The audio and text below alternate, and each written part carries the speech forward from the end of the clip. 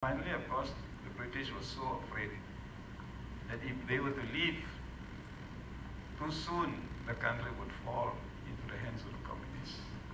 So they waited until they brought Commonwealth forces. When the emergency was declared, they brought in forces from Africa, from New Zealand, from Australia. And it was during that time that the notorious Idi Amin was sent to serve in this country. Very few people know that. Yeah, even Africans don't know that. Every time I meet an African, I say, do you know that Idi Amin served in Malaysia? No. He was stationed at Pahad. But for this young man at that time, the important thing was sports became so alive when these people were here, the Fijians and so on. I remember the Malayan rugby team played Thailand after they, for the first time, fielded Fijians. And we walloped Thailand 49-0. They'd never beaten Thailand before. And our 100 yards records, 220 yards records, all being broken by the Fijians. The British Army also came here, the Worcester Regiment, the Gloucester Regiment, the Hussars, the Cameron Highlanders.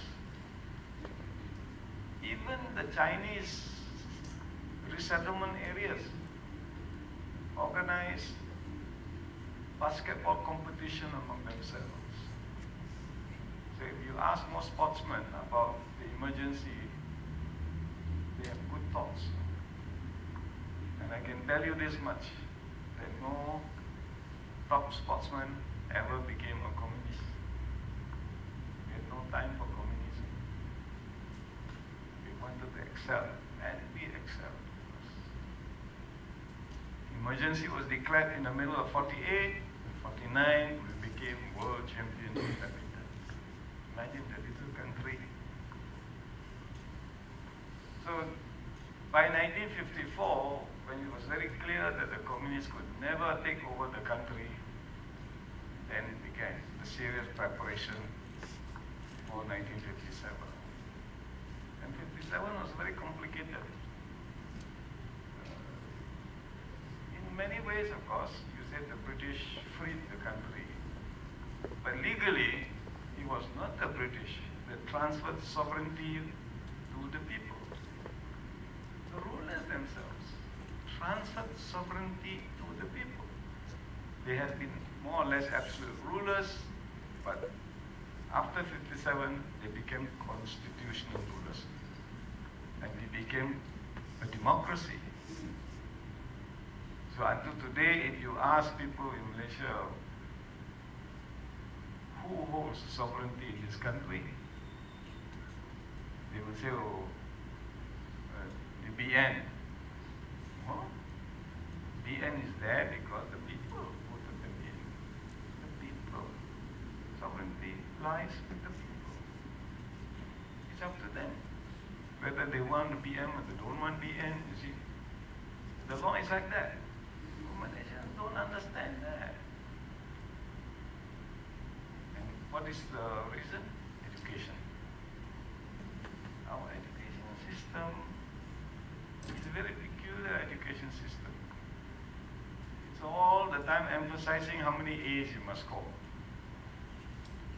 And there was a time when it was terrible because they preferred objective type testing. And that, of course, is hopeless because many people, I know many students, pupils, who are very lazy, never studied. So during examination, they close their eyes and just pick the answers. And if your luck is good, you can even score A. Students who come to the university after scoring A's could not answer simple questions. There was one year when my history honor students ran to me, oh, students in other faculties are giving us a lot of trouble. They say history is useless and ask us to define history. They couldn't define history. Honest students in history could not define history. That somehow the days when the teachers explain things are over. And today I don't think it has improved very much. Okay. I get emotional when okay, I think I stop it here. Thank you, Professor Khoo. I was told that Farish wanted to add something on a finishing point. Just one point. It's a point about it's a logical point about the logic of our historical claims and the way we argue these things. It relates to the point earlier raised by Krishna, who talked about representation in history, about ethnic representation in history. I'm aware of the fact that when we look at the official history of Malaysia, like many of the official histories of Southeast Asia as well, often these historical narratives make certain communitarian claims to the nation, claims to history, claim to belonging, etc., etc. There is, I think, however, related to this, a common misunderstanding. It's actually a logical fallacy. And I don't know what we call this fallacy. Perhaps I'll call it the fallacy of historical entitlement. Let me try to explain what I mean by this. Today, a child being born in Japan, right now as we speak, a baby being born in Japan cannot be held responsible for what the Japanese army did in Nanking. Yeah? A child being born in Germany today, right now as we speak, cannot be held responsible for what happened in World War II. A Turkish child being born today, right now, cannot be held responsible for, say, the Armenian genocide. Why? Because logically we understand it's almost intuitive to us that we do not inherit guilt over time. We do not inherit guilt over time because guilt involves agency and deliberate action. So it's confined to the actor. Now, if you accept the fact that you cannot inherit guilt over time, how do you inherit entitlement over time? See? And this is where I think, particularly in the way that histories are written, we have to be cautious in how we read them. When our official histories tell us that, you, because you belong to community A, you inherit this, you are entitled to this, and you are not entitled to this. We end up with peculiar situations where people who've been living in the country for 5, 10 generations are still told that they are foreigners, still told that they are not integrated enough, whereas some people are, by virtue of birth, immediately given a sense of entitlement and a sense of belonging. My quarrel with this, it's not just an ethical one, it's a logical one. Basically, this is an illogical position to take. It does not make sense. And I think that's why, again, to go back to history and how history can and ought to be made to use to reflect the reality of the nation, we are all born, this generation of Malaysians, young Malaysians, are all born in the same period, more or less, and they inherit the country at the same time. I think it will be a great shame if our understanding and reading of history does not evolve enough to a point where the younger generation of Malaysians can understand that they have inherited a Malaysia together. Malaysia is the home of Malaysians. And at that point, I really agree with what Prof Khoo said right at the beginning. I don't like the way terms like Chinese and Indian use. Because for me, if the only Chinese in Malaysia are those who carry Chinese passports and Chinese identity cards and are here as tourists.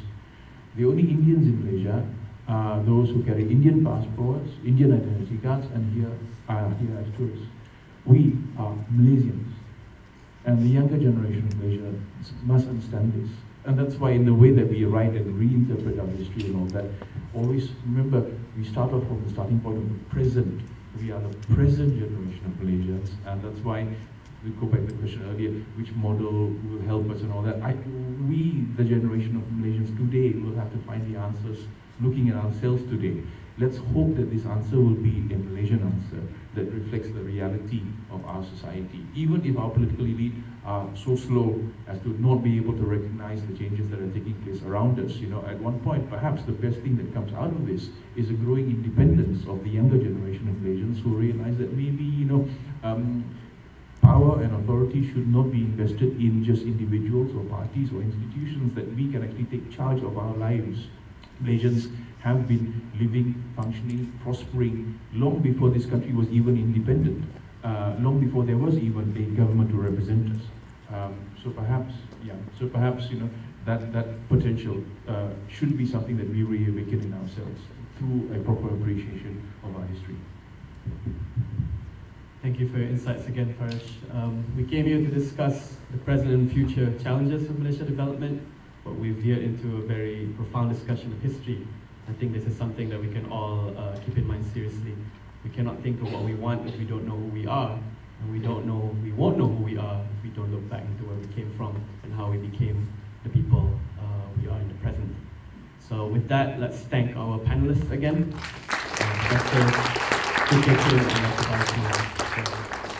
Thank you all for participating as well.